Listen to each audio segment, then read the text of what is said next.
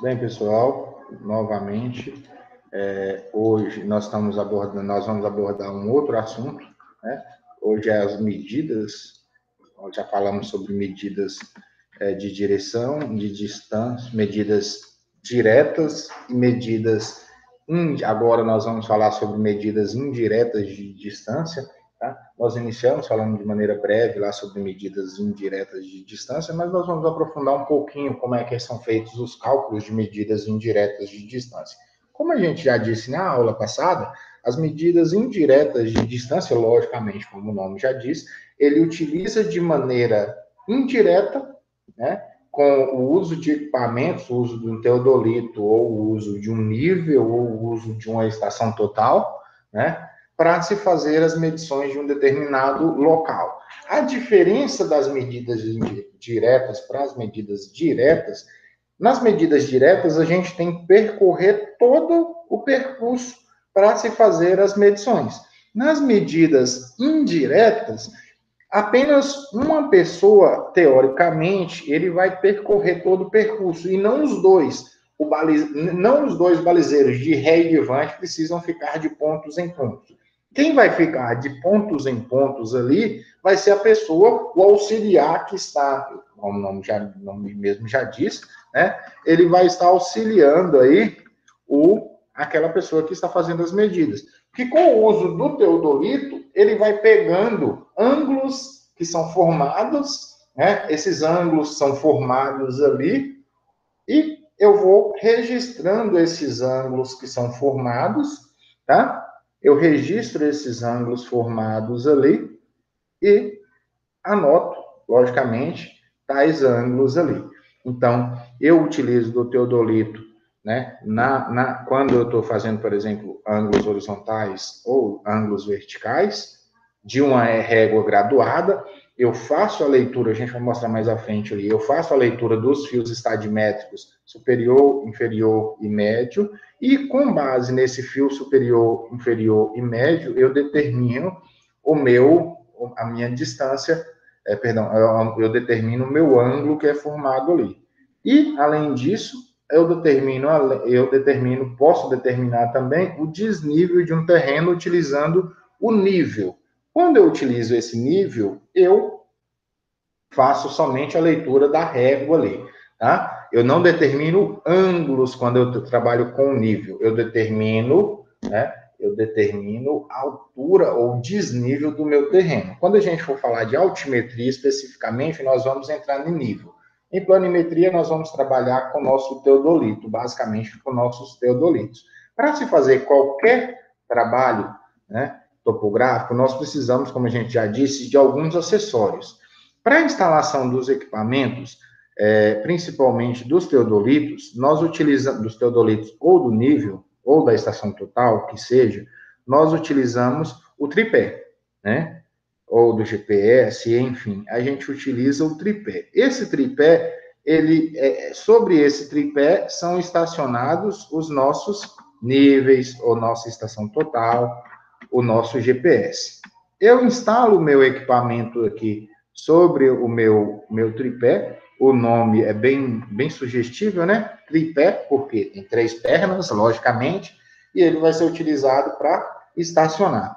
A partir do momento, estacionar o meu equipamento, a partir do momento que eu instalei esse meu equipamento sobre o meu tripé, é utilizado um outro equipamento bastante simples e preciso, que é o meu fio de prumo, né? Esse fio de prumo, pessoal, ele geralmente é uma cordinha. Essa cordinha aqui, dentro do teodolito, nós temos uma luneta na parte lateral, que essa luneta ela vai servir para visualizar esse meu prumo. E esse prumo, ele tem que estar instalado, eles têm que estar posicionado, isso aqui é uma pontinha de ferro, né? E essa pontinha aqui, ela tem que estar exatamente sobre o meu preguinho, ou sobre a minha marcação dentro do meu piquete. Então, por isso que eu instalo ela aqui, tem um localzinho que você coloca ela aqui, né? E esse fio de prumo, eu vou esticar essa cordinha e ele vai ficar exatamente sobre o meu piquete, né? Sobre o meu ponto materializado dentro do meu piquete, tá? Esse meu fio de prumo.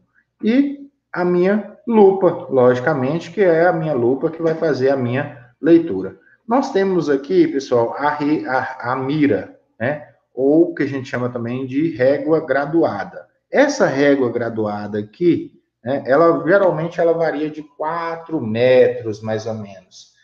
A partir daqui, aqui nós temos leituras sucessivas, ó, até 1 metro, até 2 metros, até 3 metros e até 4 metros, que é a altura máxima aí do meu equipamento, da minha régua graduada.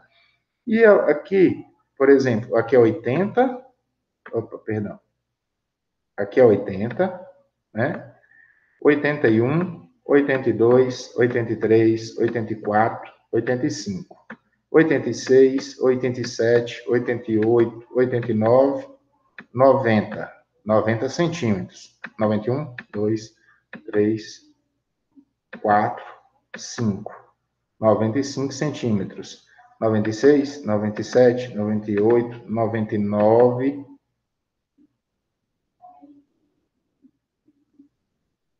Eu errei alguma coisa aqui.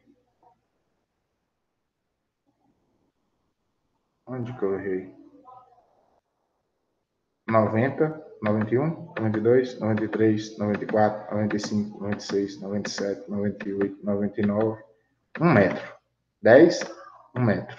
Aqui seria 1 metro. E geralmente ele é posicionado com uma bolinha só. Aí, ó, 1 metro. 1, 2, 3, 4, 5, 6, 7, 8, 9, 10. 1 metro e 10. 1 metro e 11, 12, 13, 14, 15, 16, 17, 18, 19, 20. 1 metro e 11.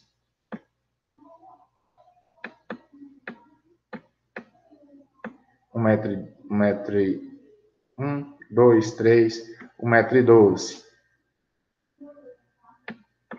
1 metro e 12. E assim por diante. É complicado de mostrar assim, né? Seria mais fácil ela pessoalmente para a gente ver e fazer as medições, tá? E a partir disso aqui, pessoal, a partir dessa régua montada,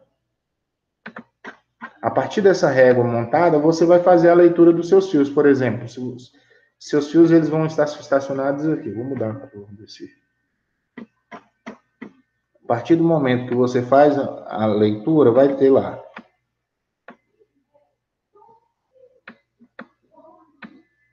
Opa, era para sair reto, mas tudo bem. Aí vai ter o fio superior, fio médio e o fio inferior. E aí você faz a leitura do fio superior, do fio inferior e do fio médio, né? Para você determinar ali suas medições, tá? Outra coisa que tem que estar dentro da sua régua, atrás da sua régua está posicionado o nível de cantoneira. Toda vez que você for fazer qualquer medição, ele sempre tem que estar posicionado na vertical aí, tá? A baliza também é utilizada para você fazer o deslocamento e sempre manter as suas medições, né? Você está medindo de A a B, sempre manter ali no rumo.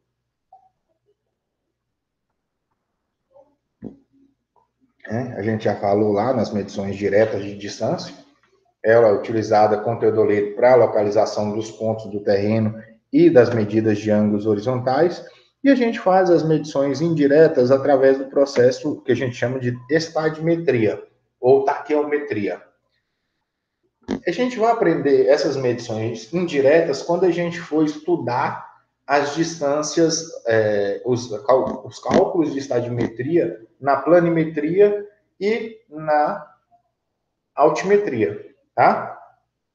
A gente utiliza aí de retículos ou de estádias do teodolito, né? Que nós fazemos as leituras e determinamos. Então, nós temos o fio superior, como a gente já disse, o fio inferior, o central ou o médio e o fio vertical aqui. Eu preciso posicionar sempre essa minha estádia no meio da régua e fazer as minhas leituras dos meus 3 fios ali, superior, inferior e médio ali, tá bom? Bem, a partir de então, é isso aqui, ó. A partir de então, forma-se, né? É como se isso aqui, eu vou colocar isso aqui como se isso aqui estivesse de frente. Isso aqui é uma régua que está formada ali, né? E eu tenho meu fio superior e meu fio inferior. Qual a distância do meu H? H aqui vai ser fio superior menos o fio inferior, tá? Então, na figura de um teodolito estacionado no ponto P, a régua graduada no ponto Q, né? Então, eu tenho um teodolito estacionado aqui, tá? Esse meu teodolito é esse teodolito aqui, não? Ele está estacionado aqui sobre o meu ponto, né? E eu faço a minha visada. Eu tenho aqui, ó, meu fio de visada, tá? E eu faço a leitura do fio estadimétrico inferior, médio e superior. E eu calculo a minha distância horizontal entre os pontos, ela vai ser deduzida pela relação que existe ali entre os triângulos, né? Logicamente, tem um triângulo ABF e FAB, vamos dizer ABF aqui também, né? Então, com base nisso aqui, eu calculo então a minha distância que é formada ali. É tudo trigonometria. Como vocês podem ver, topografia é basicamente trigonometria. A partir desse cálculo, eu posso determinar, por exemplo, minha distância horizontal. Minha distância horizontal vai ser 100 vezes o H, né? Fio superior menos o fio inferior, mais C, tá? E o C vai depender do tipo de luneta que você está trabalhando. Se a luneta ela for analática, a gente assume 0 como C. Se ela for alática, nós vamos assumir de 25 a 50 centímetros aí no valor de C, tá? Ah, professor, como é que eu vou saber isso? O equipamento seu, ele te diz o tipo de luneta que você está trabalhando. A mais comum, o tipo de equipamento mais comum é de lunetas analáticas, que a gente tem como C, como 0 o valor de C, tá? E aí você, calculando, determinando o valor de H, calculando e determinando esse valor de H, tá? Fio superior menos o fio inferior, você consegue, então, o seu cálculo da sua distância ali. Quando eu quero calcular a distância horizontal com a visada inclinada, por exemplo, né, é do mesmo jeito. Eu posiciono o meu equipamento, meu teodolito. Eu posiciono meu teodolito e agora eu vou fazer visadas. Ó, o ângulo, eu faço visadas verticais, né?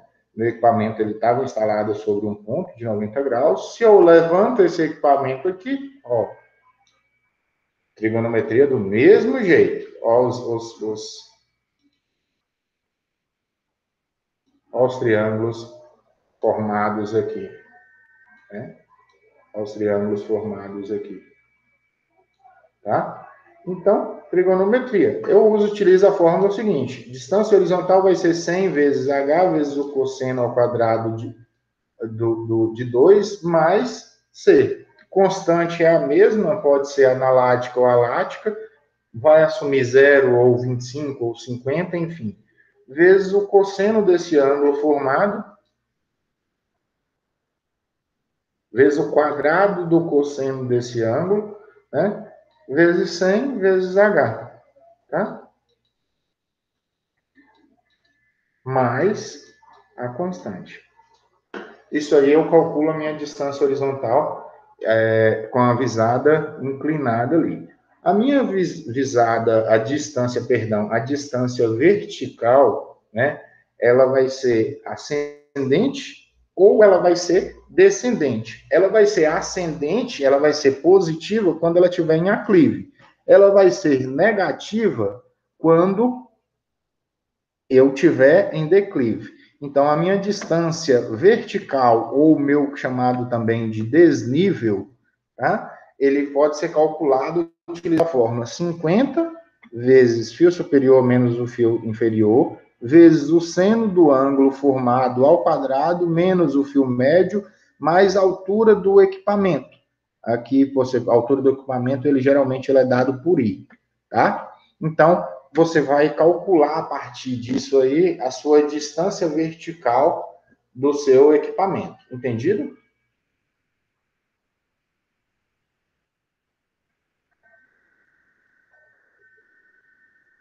Alguém aí? Ou eu estou falando só? Caiu, será? Não fala que caiu, não. Não, caiu não. Beleza, pessoal? Alguma dúvida até então? Até o momento não, professor. Então, beleza. Eu posso calcular a minha visada, a descendente. Ó, a diferença é que o fio superior, quando ela for ascendente, o fio é menos o fio médio, mais altamento, tá?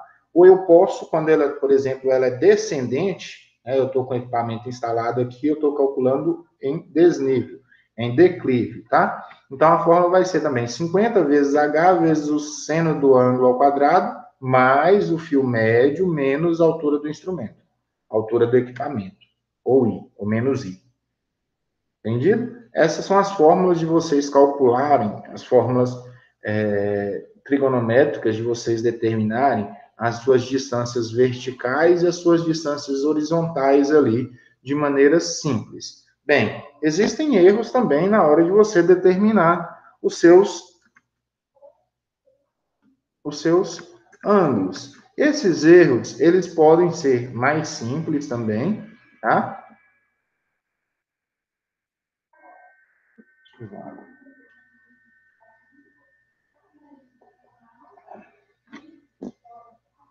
Por exemplo, eu fui fazer uma leitura de fazer uma leitura e eu fiz uma leitura de um ângulo, né? Eu fiz a leitura da régua errada. Se eu fiz uma leitura da régua errada ali, tá?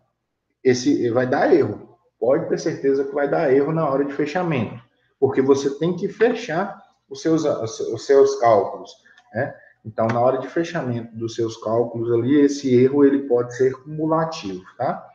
Então, isso é problema. Então, quando você for fazer a leitura da régua, por exemplo, a distância entre o teodolito e a régua, se ela estiver muito longa ou muito curta, a sua visada ali, sua leitura da régua, ela pode ficar comprometida. Pela falta de capacidade de aproximação da luneta. A luneta, ela não consegue, ela é uma luneta, um equipamento menos moderno, não diria é menos moderno, né? Equipamento que ele tem suas limitações. Então, com base nisso aí, você não consegue fazer as leituras exatas. Então, consequentemente, vai dar erro ali, tá? Pela espessura dos traços desse retículo, tá? do meu retículo formado, né? Do meu ângulo formado. Então, você não consegue visualizar aquele traço ali. Isso ali pode causar problemas. Pelo meio ambiente, por exemplo, refração atmosférica, vento pode variar, pode movimentar, tá? Má iluminação, a má iluminação é um dos mais problemáticos, por exemplo. Pela maneira com que a régua está dividida e pela variação do seu comprimento, né, posicionamento da régua, isso aqui é conhecer essa régua, aprender primeiro a régua, para depois você ir ao campo e medir. E também o erro mais comum é pela falta de experiência do operador. Eu, quando fui fazer topografia, eu tive que repetir umas 3 vezes ali as minhas leituras dos meus pontos, porque eu não conseguia, eu sempre dava erro, e meu erro era acima do permitido. Então, aí a gente tinha que repetir todo o processo, toda a operação. Tá? O erro deu acima do permitido, que tem um cálculo de erro que a gente permite, né? Dividir esse erro por todos os pontos, tá? Se deu acima, você tem que repetir todos os seus equipamentos. A leitura dos ângulos, por exemplo, é um erro também, que ocorre quando se faz a leitura dos círculos